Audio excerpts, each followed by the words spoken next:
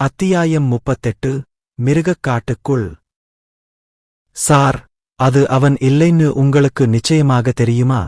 இந்த நகரத்துல ஸ்மித் குடும்பத்தோட குடும்ப பேரான ஸ்மித் கூட அவனுக்கு இருந்தாரு. லீனா உறுதிப்படுத்தும் விதமாக கேட்டார். எனக்கு தெரியாது. ஒருவேளை. நடுத்தர வயது மனிதர் அவளுக்கு சுருக்கமாக பதிலளித்தார். பின்னர் அவர் தொடர்வதற்கு முன்பு ஏதோ யோசித்தார். ஆனால் நீங்கள் அவனை பற்றி அவ்வளவு ஆர்வமாக இருந்தால் அது அவர்தானா இல்லையா என்பதை பழைய பதிவுகளை பார்ப்பதன் மூலம் எப்போதும் சரிபார்க்கலாம். நீங்கள் இன்னும் அதை பார்க்கவில்லையா? ஏய். ஆனால் கிழக்கு மாவட்டத்தில் உள்ள விழிப்புணர்வு மையத்தில் கெட்ட பெயரை ஏற்படுத்தும் என்பதால் அந்த வகையான பதிவுகள் நீக்கப்படவில்லையா? குறிப்பாக பல முயற்சிகளில் ஒருவரின் உள்ளார்ந்த திறனை எழுப்ப உதவத் தவறிய பிறகு லீனா சந்தேகத்துடன் நடுத்தர வயது மனிதரிடம் கேட்டார். அது சரிதான். அவர் அவளுடைய கூற்றை மறுக்கவில்லை, தொடர்ந்து பேசினார். அப்படியானால் நீங்கள் செய்ய வேண்டியதெல்லாம் நீக்கப்பட்ட கோப்புகளைச் சரிபார்ப்பதுதான். ஏனெனில் அவை பிரதான அமைப்பிலிருந்து நீக்கப்பட்டிருந்தாலும் அவை வேறு எங்காவது சேமிக்கப்பட்டுள்ளன. சேமிப்பிடத்தைச் சரிபார்த்து புதியது நிறுவப்படுவதற்கு முன்பு மாற்றப்பட்ட பெண்டிரைவை கண்டறியவும். நன்றி சார். சிறிது நேரம் கழித்து நான் அதைச் செய்வேன். லீனா அவருக்கு பதிலளித்தார். நடுத்தர வயது மனிதர் எதுவும் பேசாமல் கைகளை அசைத்து ஒரு குறிப்பிட்ட திசையை நோக்கி நடந்து சென்றார். இதற்கெல்லாம் முன்புதான் செய்து கொண்டிருந்ததைச் செய்ய திரும்பிச் செல்வது போல் தோன்றியது. மறுபுறம் ஸ்கெய்ரை சிட்டிக்கும் பீஸ்ட் ஆரஸ்டுக்கும் இடையிலான எல்லை. விழிப்புணர்வு மையத்திலிருந்து தனது அதிகாரப்பூர்வ பதவியைப் பெற்ற உடனேயே மிருதன் அவசரமாக மீண்டும் இந்த இடத்திற்கு வந்தான். அவன் நகரத்திற்கு வெளியே காட்டை நோக்கிச் செல்லும் வாயிலை நெருங்கினான். மீண்டும் ஒருமுறை முன்பு இருந்த காவலரால் தடுத்து நிறுத்தப்பட்டான். ஆனால் இந்த முறை அங்கீகாரத்திற்காக அவரை எழுப்பியவரின் அடையாள அட்டையை சரிபார்த்து ஆய்வு செய்த பிறகு அல்லது பதிவுகளுக்காக ஸ்கேன் செய்த பிறகு. இந்த சரிபார்ப்பு செயல்முறை முடிந்த பிறகு மிருதன் தனது உள்ளார்ந்த திறனுடன் உண்மையிலேயே வெளித்தெழுந்த மனிதரா என்பதை எல்லாம் சோதித்ததால் அவனுக்கு இனி எந்த தடையும் இல்லை. பின்னர் வானளாவிய சுவர்களுக்கு இடையில் பொருத்தப்பட்டிருந்த பெரிய வாயிலின் வழியாகச் செல்லும் உரிமையை குறிக்கும் ஒரு பாஸ் அவருக்கு கிடைத்தது. இதோ பார், மாணவனே. நான் இதைச் சொல்லிக் கொண்டிருக்கும்போதே நான் உங்க நல்லதுக்காக சொல்கிறேன். கவனமாக இருங்கள். முன்கூட்டியே உங்கள் உயிரை இழக்காதீர்கள். பணம் சம்பாதிப்பதற்காக மிருகக்காட்டுக்குள் நுழைந்த பல பொறுப்பற்ற குழந்தைகள் இருக்கிறார்கள். ஆனால் அவர்களில் பெரும்பாலோர் தங்கள் வரம்புகளை அறியாததால் தங்கள் உயிரை இழந்திருக்கிறார்கள் அல்லது அந்தச் செயல்பாட்டில் பலத்த காயமடைந்திருக்கிறார்கள். இதைச் சொல்லிவிட்டு அவனை அமைதியாகவும் தீவிரமாகவும் அர்த்தமுள்ள தொனியில் பேசினான். உனக்கு அப்படி நடக்காது என்று நம்புகிறேன். காட்டுக்குள் அதிக தூரம் செல்லாதே, இல்லையெனில் நீ உன்னை அறியாமலேயே உன் உயிரை இழந்து விடுவாய். அதிக பேராசை கொள்ளாதே, நீ தோற்கடிப்பாய் என்று உறுதியாக நம்பும் மிருகங்களை மட்டும் வேட்டையாடு. ஒரு குறிப்பிட்ட பிறழ்ந்த மிருகத்தை தோற்கடிக்கும் நம்பிக்கையோ வாய்ப்போ இல்லாதபோது உடனடியாக ஓடிவிடு. உனக்குப் புரிகிறதா? உன் வாழ்க்கை மிகவும் முக்கியமானது. நீ இப்போது உயிர் பிழைத்தால் நீ எப்போதும் பின்னர் அதிக பணம் சம்பாதிப்பாய். இதைக் கேட்ட மிருதன் தலையை ஆட்டுவதற்குப் பிறகு, எனக்கு புரிகிறது. உங்கள் வார்த்தைகளை நான் மனதில் வைத்திருப்பேன். உங்கள் அறிவுரைக்கு நன்றி என்று நன்றியுடன் பதில் அளித்தான்.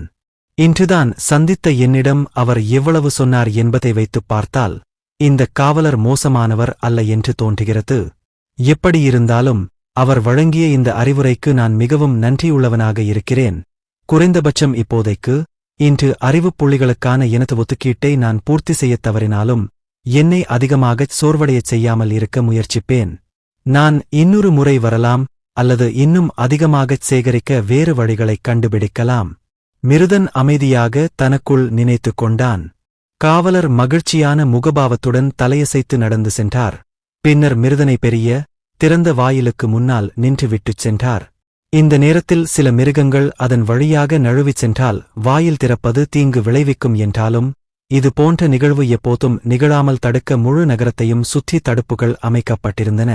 ஒதுக்கப்பட்ட கணவாய் நகரத்தைச் சுற்றியுள்ள தடையைக் கடந்து செல்ல வேண்டுமென்றே பயன்படுத்தப்பட்டது. வேறு வார்த்தைகளில் கூறுவதானால் அது இல்லாமல் மந்திரவாதிகள் மற்றும் விவசாயிகளால் மந்திர அமைப்புகள் மற்றும் ஆவி அமைப்புகளின் வடிவத்தில் அமைக்கப்பட்ட பாதுகாப்பு நடவடிக்கைகளை மட்டுமே ஒருவர் தூண்டிவிடுவார்.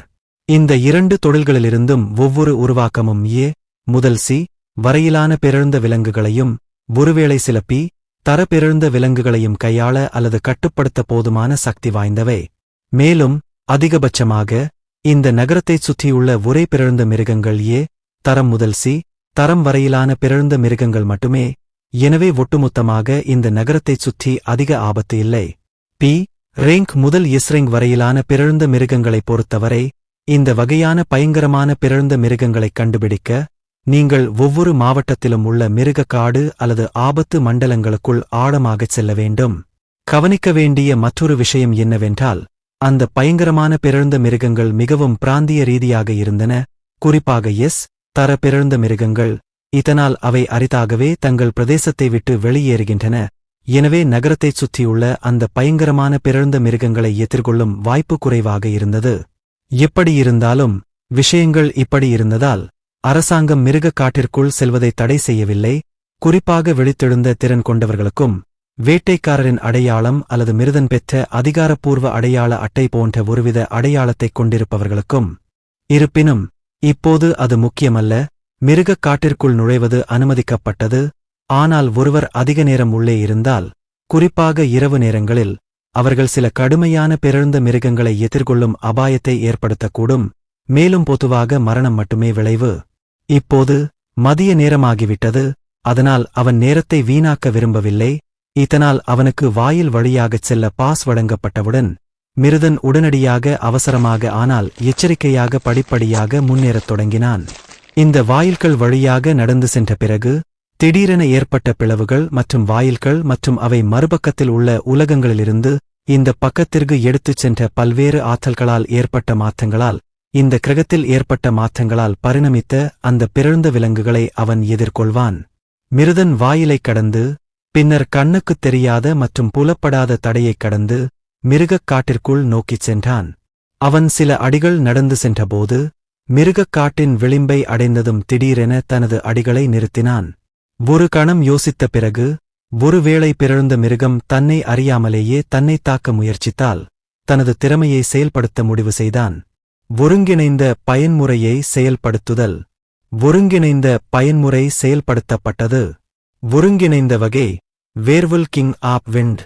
வலுவூட்டல் ஓநாய் மன்னரின் வலிமை திறன் செயல்படுத்தப்பட்டது. உயர்ந்த புலன்களின் பண்பு செயல்படுத்தப்பட்டது. இந்த நேரத்தில் மிருதன் தனது உடல் திடீரென ஒரு பெரிய மாற்றத்திற்கு உள்ளாகுவதை உணர முடிந்தது. அவனது உடல் சற்று பெரியதாகவும் உறுதியானதாகவும் வளர்ந்தது. அவனது கோரைப்பற்கள் மற்றும் நகங்கள் அவற்றின் அசல் நீளத்துடன் ஒப்பிடும்போது சில அங்குலங்கள் நீளமாக வளர்ந்தன. இயற்கையாகவே அவனது தலைமுடி வெண்மையாக மாறியது. அவனது சுருள்முடி தோற்றத்தில் நேராக மாறியது. இருப்பினும் அவன் பரதனுக்கு முன்னும் பின்னும் விழிப்பு மையத்தில் உருமாறியபோது இருந்ததை ஒப்பிடும்போது ஒரு சிறிய வித்தியாசம் இருந்தது. இந்த முறை அவனது தலைமுடி அவர்களின் அசல் குறுகிய நீளத்துடன் ஒப்பிடும்போது தெரியும் அளவுக்கு நீளமாக வளர்ந்தது. இதனால் அவன் ஒரு காட்டு மிருகத்தின் மூர்க்கத்தனமான உணர்வை வெளிப்படுத்தும் போது அவன் நின்று கொண்டிருந்தபோது அவனது முதுகிலும் தோள்களிலும் பட்டு போன்ற வெள்ளை முடி பாய்ந்தது தெரியவந்தது. ஒருங்கிணைந்த பயன்முறையின் விளைவுகளால் அனைத்து அடிப்படை புள்ளிவிவரங்களும் 300 பண்புக்கூறுகளால் அதிகரிக்கப்பட்டுள்ளன. மேலும் பிற புள்ளிவிவரங்களும் சற்று அதிகரிக்கப்பட்டுள்ளன. அது சரிதான். இப்போதே அந்த ஓநாய் போன்ற உயிரினத்தின் இரத்தத்தை உட்கொண்டு அதனுடன் இணைந்ததன் மூலம் அவன் பெற்ற ஓநாய் ராஜாவின் முழு வலிமையையும் பயன்படுத்தி அவன் முழுமையாக உருமாறிவிட்டான். இந்த நேரத்தில் மிருகக் காட்டில் இருந்து வீசும் காற்று நீரோட்டத்தால் தொடர்ந்து அடித்துச் செல்லப்பட்டதால் அவனது நேரான நீண்ட வெள்ளை முடி அவனது தோள்பட்டை வழியாக வழிந்தது. மேலும் அவன் ஓநாய் ராஜாவின் உயர்ந்த புலன்களின் பண்பை செயல்படுத்தினான். அல்லது இன்னும் துல்லியமாகச் சொன்னால், அது வலுவூட்டல் திறனை ஓநாய் ராஜாவின் வலிமை முழுமையாக செயல்படுத்தும்போது செயல்படுத்தப்படும் ஒரு செயலற்ற திறனாகும். இருப்பினும் ஓநாய் ராஜாவின் முழு பலத்தையும் அவன் பயன்படுத்தாதபோது அதை அவன் சுயாதீனமாக செயல்படுத்த தேர்வு செய்யலாம். தேவையான அனைத்து ஏற்பாடுகளும் முடிந்த நிலையில் மிருதன் இப்போது தனது பாதுகாப்பை முழுமையாக உறுதி செய்து கொண்டான். அவன் தொடர்ந்து மிருகக் காட்டுக்குள் நடந்து சென்றான். எதிர்பாராத எந்தவொரு சூழ்நிலையையும் சமாளிப்பதில் சிறிது நம்பிக்கையைப் பெற்றான்.